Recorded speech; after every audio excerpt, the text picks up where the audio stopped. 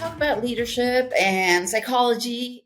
Tell me more. Why should people listening to this podcast listen to you? Tell me.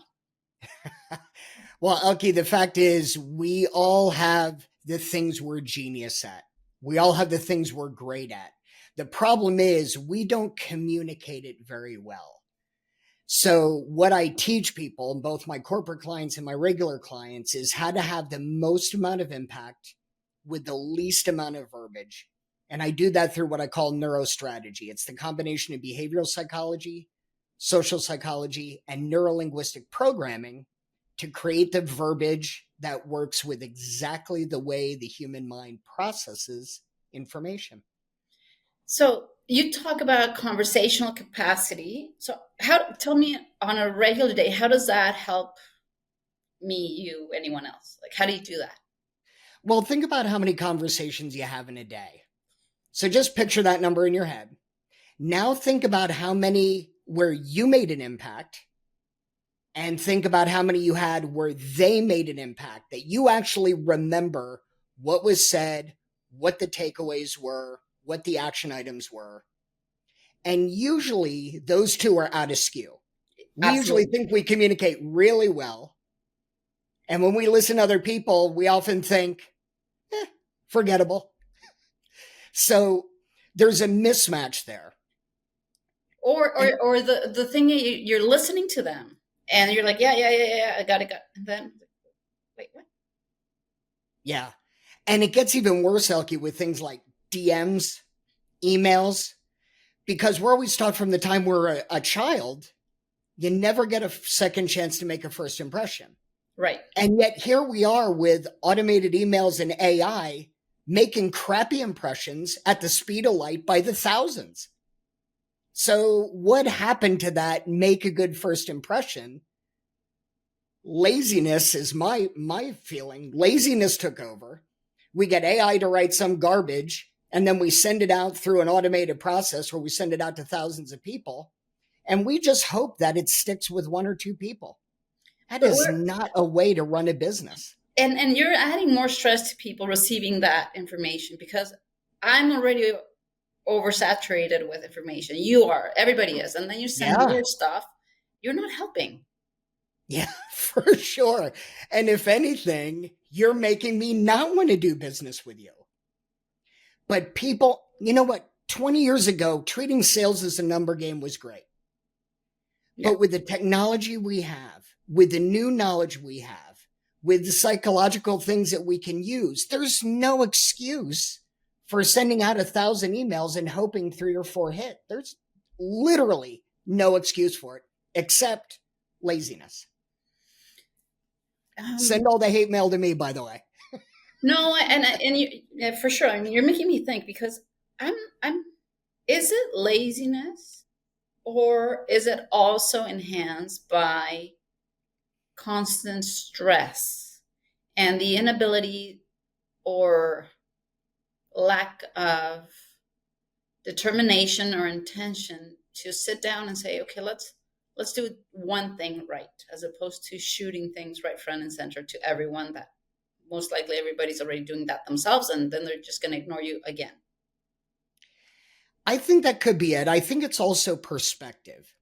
You know, we look at what everybody else is doing and we think, well, what does it hurt to send out 20,000 emails? And so what if only 5 respond and I make a bad impression with the others? But it takes a similar amount of effort to find 10 highly qualified candidates, send out 10 very specific, well-worded messages to them, and then try to close all 10 of those people. Same amount of time, different effect. So I can either send out a message to 1,000 people and try and close 10, or I can send out a finely tuned message to 10 highly qualified people and try to close 10. And to me, the second only makes sense. 1,000%. And I think we're all guilty of that. Of course. Yeah. Every single one of us, I would agree. But here's the scary part. In the United States this year, there will be 5 million new small businesses opening their doors. At the end of one calendar year, 40% will have closed. At the end of 2 calendar years, 60% will have closed. And by the end of 5 years, 90% of those businesses will shut down. And the reason is simple. We have a zone of genius. We're not good at communicating it. And so people don't know they should buy from us. Correct. If we can improve the way we communicate that zone of genius, and we do it in a way that's intentional, you are going to shift the odds in your favor, like exponentially shift. And that's what I say about, people getting their house in order and being intentional about their finances and their wealth and their conversations with their families, et cetera. So it's back to the chill pill, right? Yeah, it really is. This isn't that tough to do. If you take 5 people that you know and you ask all of them for 2 introductions, it doesn't even have to be to prospects. It can just be people that are in business that you ask advice of, or maybe you get feedback from. Mm-hmm. And they introduce you each to 2 people. It's the growth of an intentional network. At the end of a year, you will have spoken to 360 intentional, warm people who are creating invites for you. And then can you manage them all? That's a lot, of course. It is. Well, and in your experience, what are the most common communication blind spots that leaders have? The most common blind spot is the illusion that communication took place to begin with. Let me tell you what I mean by that. We will often send out an email with our own sense of importance. And we assume the other person on the other side is going to read it the way we meant it, is going to take the same amount of importance, and is in the frame of mind to read it in the way we intended it. So if you send me a complimentary email, Elke, and I had a crappy day and I am in a lousy frame of mind, I could look at your complimentary email and go, she sends that to everybody. So we make a lot of assumptions with other communications. I actually run an exercise in one of my classes about how many assumptions we make when we send a text. There's about 60 assumptions we make when we send a text. 60. I assume you're going to get it. I assume it's the right phone number. I assume you're going to read it. I assume you're going to read the whole thing. I assume you're going to read it the way it was intended. I assume that you're going to respond back. And this is a big one, right? Because we text somebody, we're like, why didn't they text me back? So we assume they're going to text back, right? We assume that their device is on, that they're actually going to get it. So when you run out that whole list, we make a lot of assumptions. I'm not saying they're bad. I'm just saying we make them. So when we communicate, do we communicate clearly enough so that we can remove some of those assumptions and make sure our message is getting through well? And the mere fact that we send an email is already working against you, because people hate getting emails now, right? I've got 6,000. How many can I delete right away? 1,000%. And then sometimes you don't delete them because you don't want people to be offended, or, right. But there's a lot of RAM that goes into that decision, right? There is. And not to just point out problems, I also want to give a solution. One thing people can do is pay more attention to your subject line. The subject line is absolutely the biggest deciding factor whether somebody's going to open your email. Does it provoke curiosity? Does it ask a question? Does it pose a solution? Does it solve a pain point? If you're just sending out an email that's like the title of your newsletter, and the title of your newsletter sucks, they're not going to open your email. So how much time and effort do you put in the subject line? And then once they open it, how much time and effort do you put in the body? And that's where behavioral psychology, social psychology, hook points, NLP, that's where all of that factors in, because that determines if a person's going to read it or remember it. But that, I mean, correct me if I'm wrong, but I think that extends beyond just the world of sales or business, right? 100%. Exactly right. Think about this with your significant other. You get home at the end of the day. What signals are you sending?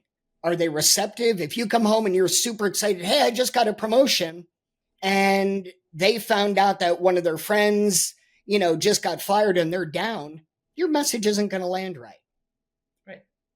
right? So communication is just, it's something we get to practice all the time. And yet, as humans, we're really not great at it. Is it because we're in a constant state of reactivity? Like instead of slowing down, I mean, I want to find the pill to slow down, but and I know there's no pill. But is it because we're There constantly on should the be. go? My personal opinion, and this is from doing this for 30 years across 6 countries and 47 states, my opinion is that we miss signals. 80% of our communication is body language, depending on which study you look at. I know there's a lot of arguments there, but 80% is what I've read, and I think is probably accurate. So, what am I missing in a conversation when I am looking at you and you're looking away, your legs are shifted away, your head is tilted down, your shoulders are shrugged? What am I missing?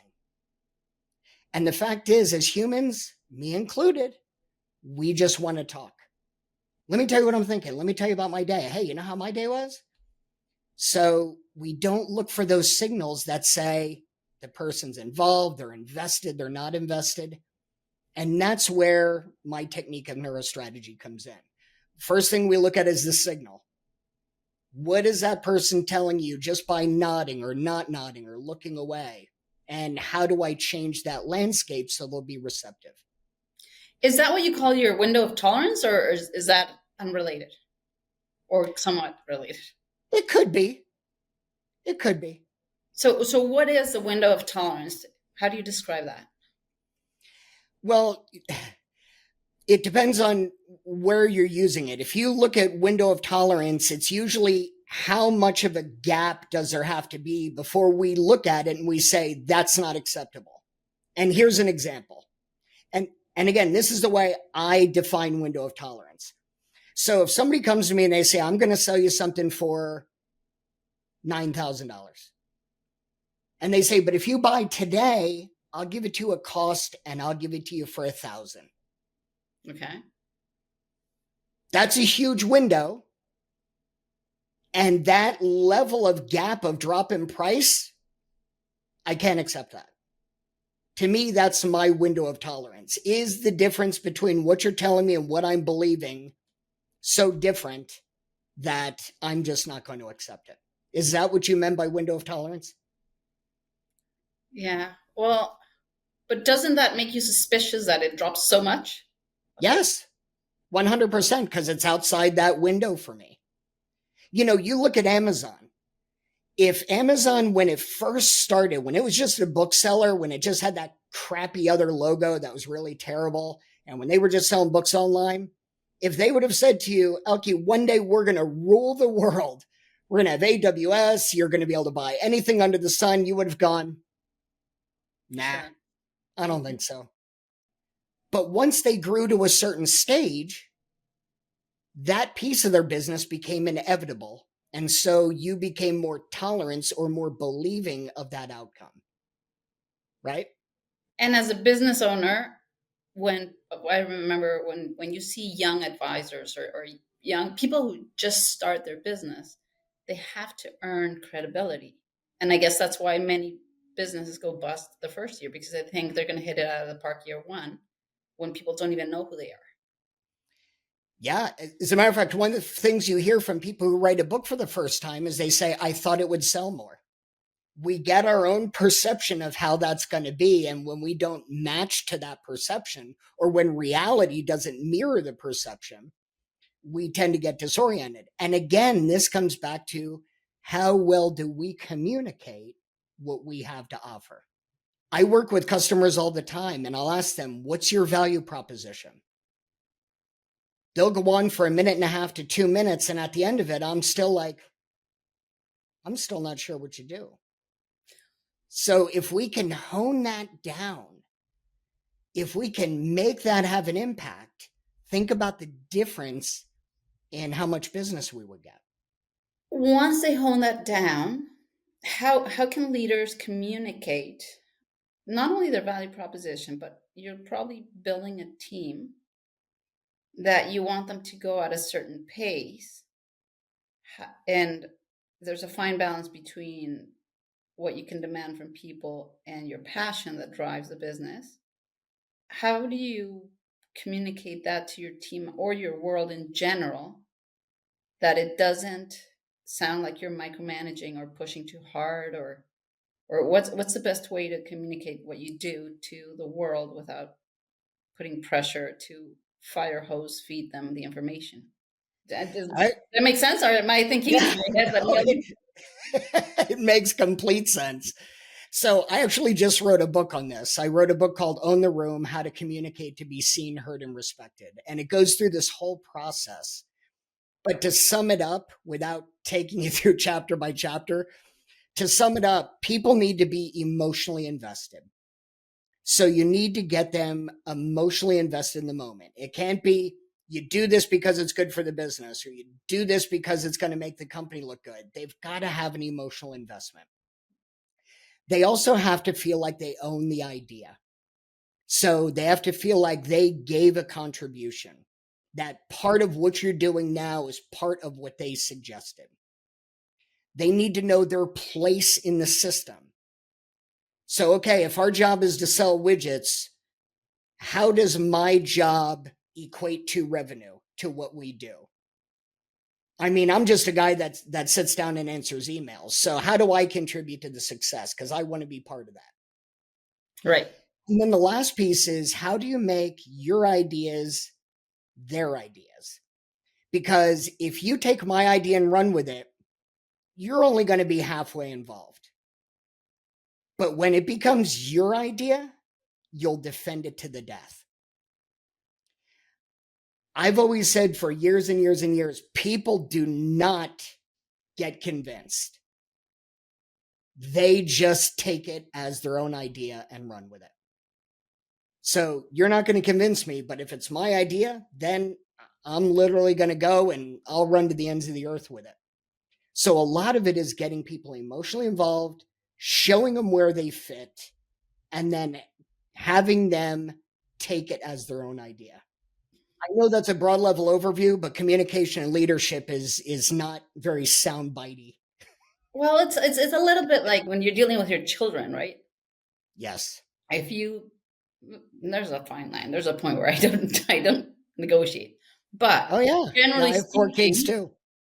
generally speaking, if you make it look like it was, yeah, their idea, they'll be happy to cooperate until they're teenagers, and then that's that everything goes to the gutter. Well, and make them feel part of something. You know, there's a behavioral thing you can do when you're in a leadership position is you can cleverly use the difference between nouns and verbs. I know that sounds oversimplified, but let me give you an example.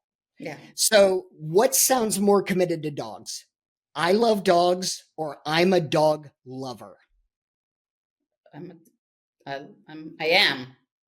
A You dog lover. identify, yeah. Okay. So when you say I love dogs, it's temporary. It may not have always been, it may not be in the future, but I love dogs right now. But I'm a dog lover is it's timeless, right? It sounds Mhm. like you always were and you're going to be in the future. But I love dogs is a verb. I love dogs. I'm a dog lover is a noun. Right. It makes things inclusive. And going back to your child thing, they did a study on this in a kindergarten class. And they said, kids, clean up your toys. There's your verb. Clean up your toys. Never works well, right? You have kids, you know, it just doesn't work well. But when they start saying, would you like to be the teacher's helper? It became a noun. Now they're part of a group. They have bragging rights. They're getting an identity. And these kids even took it home. Mom, Dad, I'm a teacher's helper. So they tried this with adults.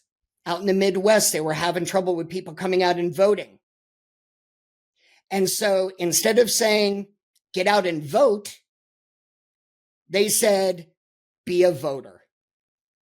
So you're Voting went up by included. 20% You're in that included. You district. feel chosen. You feel heard. Yes. And now let's look at the opposite, because lawyers do the opposite. He's not a criminal, noun. He just made a bad decision. Verb. So when we're in a leadership position, how well can we make our people nouns? Make them part of a group, make them individualized, give them a tribe to belong to. It's a big piece of the puzzle. But okay, so going back to kids, and then we were all kids at some point. How do you break the habitual reactions that we've reinforced for years? I think the biggest part of it is awareness. Getting them to become aware of when that habit is coming out. And as adults, we do the same thing, right? If we start to ruminate on something, we actually have to go, oh my God, I'm ruminating. Holy crap. I just went down a rabbit hole. So there's a saying I heard from somebody a while ago, to name it is to tame it. So when your kids get into these bad habits, to just start to name it and make them aware of it, so that at some point they can say, I just did it again. And once they get to that level of recognizing it, then they can start to change it. One of the things I used to do with my kids all the time is, before they would go out of the house or before they do something, I'd say, you know what? I trust you to make the right decision. There's something about that certain kids, especially as they get older, they get kind of that guilt thing. It's like, I was going to do this, but I got to make the right decision. Yeah. So there's certain things Leading we by can guilt is plan. not fun. What's that? Leading by guilt is not fun. It's not guilt. It's telling them that they will make the right decision. I'm not asking them to feel guilty. I'm asking them to make the right decision. Right. And what about conflict? What about conflict? When you're at a, call it a standoff with a counterparty, be it personal, be it professional, how some people avoid conflict and take on more than they should. Some people overreact to conflict. How do you communicate better in the middle of conflict?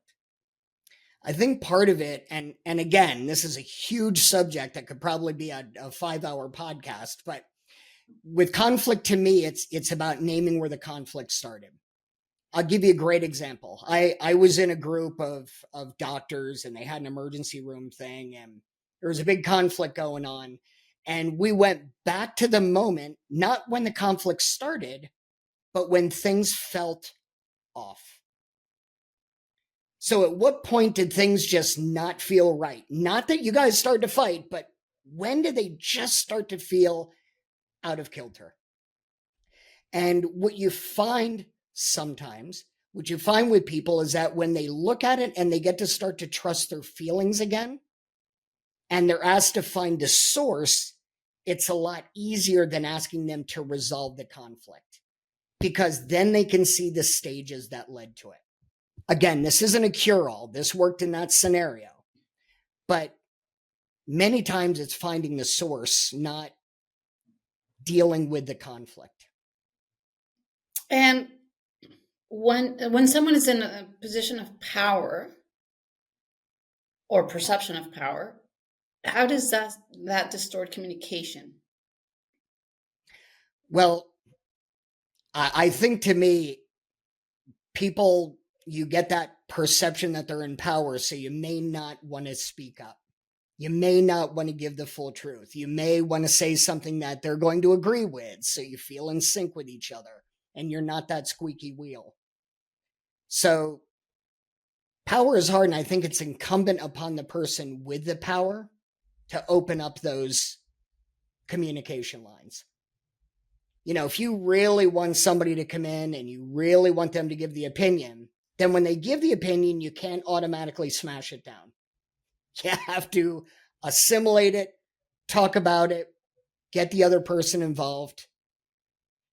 I always, when I work with a client and they say, I have an open door policy, it's like, that's great, but what happens when they walk through the door? Are they going to get chastised? Are they going to get told they're dumb? Are they going to get asked to sit down? An open door means nothing. What happens once they walk through that door is everything. I mean, we could talk for hours, but Yeah, of course. let's go to, like, maybe I don't know if I would call them solutions or recommendations, but Yeah. what are micro habits that can help people stay grounded? Because I think grounding is a key here through all the volatility and noise and sales and pitches and demands and decision making and all this. How do people stay grounded? That's a huge question. What I can tell you is this, that there are subtle things that we can do to help people stay grounded and to stay within perspective. And this is going to sound ridiculously silly, but it is backed by scientific research. Use the word because and give people reasons for decisions. So this was actually a huge study that was done in a New York City public library. It was called the Xerox experiment. And what they found was if they asked an intern to go up to a line of people getting ready to make a photocopy and say, "Can I butt in line?" nobody would let him butt in line. So the researchers said, okay, say the word because and then give them a good reason. Like say, because I'm double parked, because I'm late for dinner, because I have to pick my kids up. Well, they found that when they gave a good reason, they would be allowed to butt in line 60% of the time. Now, to me, that's not impressive. It's human nature. You gave a good reason. People are nice. Generally, they'll let you in. It's New York. So, Right. What was really cool was the third leg of the experiment. On a different day, they had the same interns go in, but this time they were supposed to give a nonsense reason for butting in line. They were supposed to say, "I need to butt in line to make a copy because I need to make a copy." Right? Just a redundancy, dumb reason. Compliance was almost identical at 60%.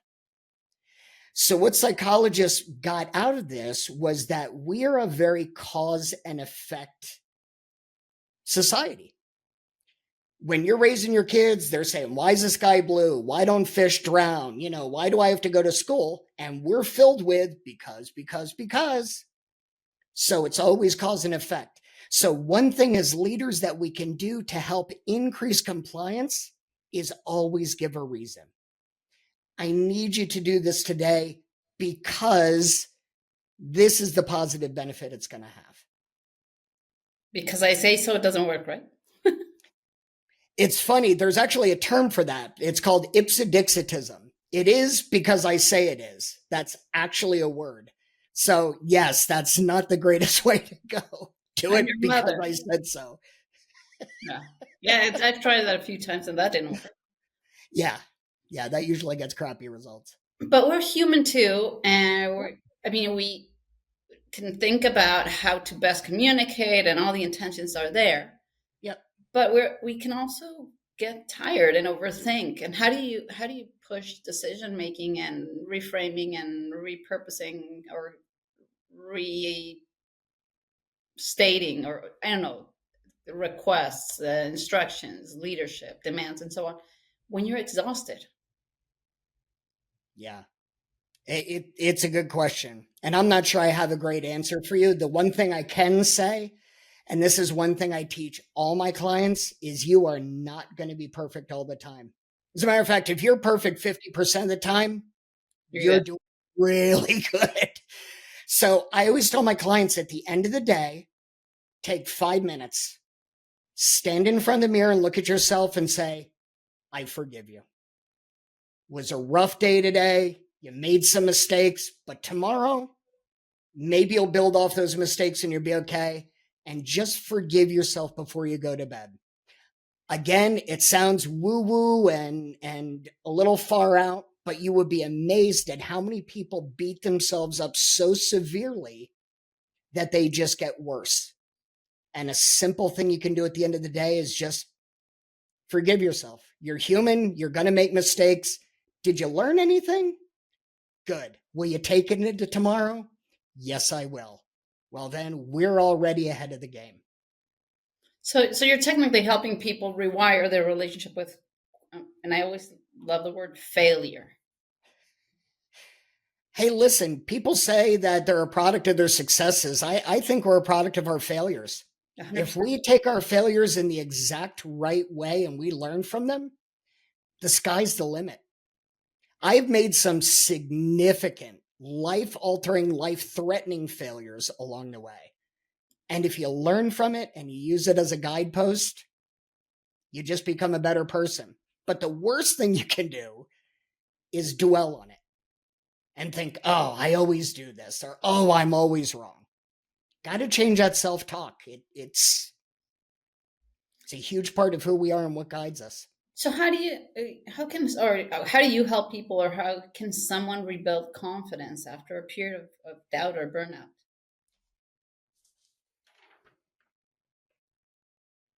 You come up with mantra sheets. You start to change the way you talk to yourself.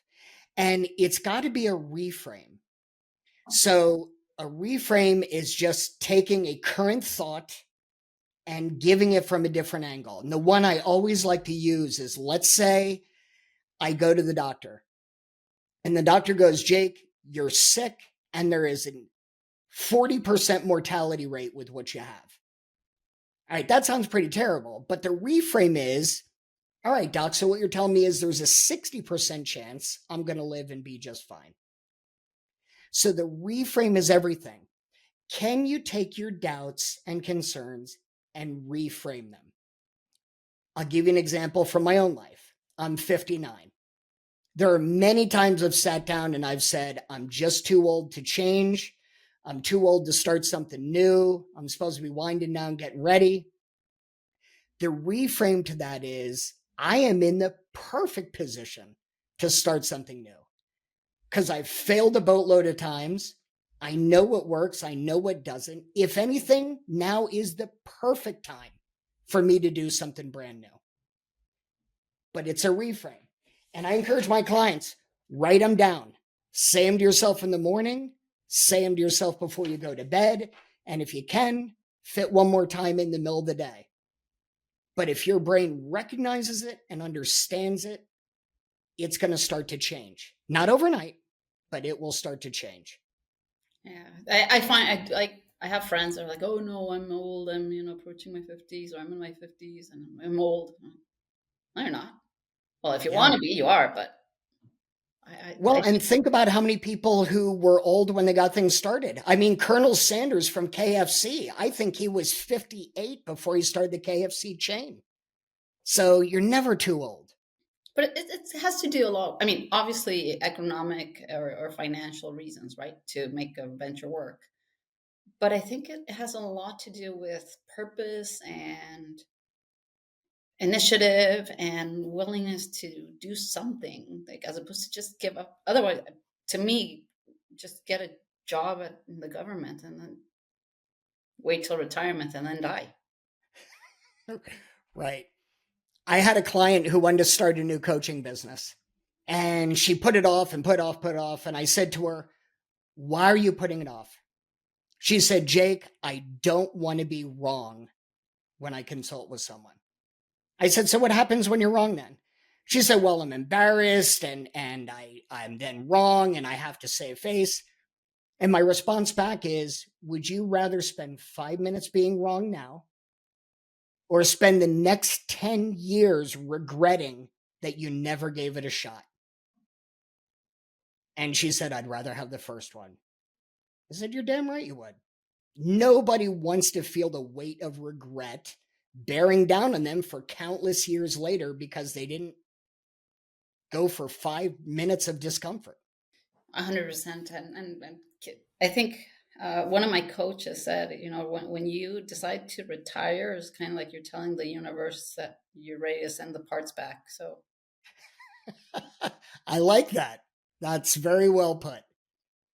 so tools that people can use, whether they're leaders or they're family members or family leaders, if you want, tools that can use to reduce conflict or improve communication. Like how can we get started if we don't know where to start? My advice is pick up a book that a friend recommends and read it. I think the most underutilized thing we have right now is information. I am amazed, literally stunned at how someone will spend 20 minutes trying to find a cat video that made them laugh a year ago, but they won't take 20 minutes to listen to a podcast that would help them get better at who they are and what they do. They will spend an hour comparing recipes for chocolate chip cookies, but they won't take 10 minutes to watch a YouTube video that's motivational and will help them solve a real life insecurity that they have right now. We are arguably inundated with more information than we could possibly consume. And yet, what we choose to view amazes me. It's pretty negative, right? I think we look for that dopamine hit of something really great. Hey, I found this recipe, I can make cookies. That's fantastic. But if you sat your whole day wondering how you were going to fill up your prospect list, and you didn't find a video by somebody who has a full prospect list or read a book that talks about the confidence to just build your prospect list, you're missing the boat. I don't know what else to say to that. I literally have several monitors on my desk. And one monitor, like the beginning of each day, I watch a video from Motiversity. It's all motivational videos, just to hear it. And I try to go through a book every couple of weeks. Some friend recommends it. It's like, hey, that sounds pretty good. I'll try it. Or Amazon always has 700 recommendations for books. Or listening to podcasts like yours, or listening to another favorite podcast. You can always have them running. Always. So if you want it, you can make it happen. Hey, Jake, I always promise that we're not going to go over 45 minutes, but I want to put you through a lightning round. Okay. Are you ready? Yeah, I'm ready. What's one everyday habit that makes you feel like you really have your life together? I work out every morning at 6:30 a.m. for 40 minutes. Okay. If you had a billboard in Times Square, is Times Square for 24 hours, what would it say? I think I would try to make it a message, and I would say, take the leap and build your wings on the way down. What's your go-to calm me down ritual when life gets noisy? Oh, you're going to think this is the weirdest thing ever. I do the laundry. It's something I can do quick and easy. I can throw it through the machine. I can fold it. And it's like, I saw that get done. I accomplished something right here and now. It gets me out of my office. I know it's weird. A guy who does laundry, I get it. But it's always been my calm me thing. Right. There's times I will run the dishwasher overnight so I have dishes to do in the morning so that I can just have that. I completed a task. But my brain goes by what I complete. Laundry, washing machine, those are tasks I can complete real easy. Makes me feel good. Okay. What's the one thing you believed in your 20s that makes you laugh now? I believed wholeheartedly that I should care what everybody thinks. And if I work hard enough, I can please everybody. And now I look at that and I think, It's yeah, funny. If you could have dinner with anyone, living or gone, who's at the table? my grandfather on my dad's side. He was a veteran. He was a hardworking guy who built a business with nothing. He had his own bakery. And at one point when he had his bakery, he didn't have enough change to give back if somebody gave him a quarter. I was very young when he passed, but I would love to have dinner with him and just pick his brain. What song puts you in a better mood instantly, no matter what?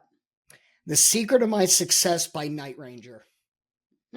What's the most useful thing you've learned about yourself this year? That I am much better off when I have a firm routine every day.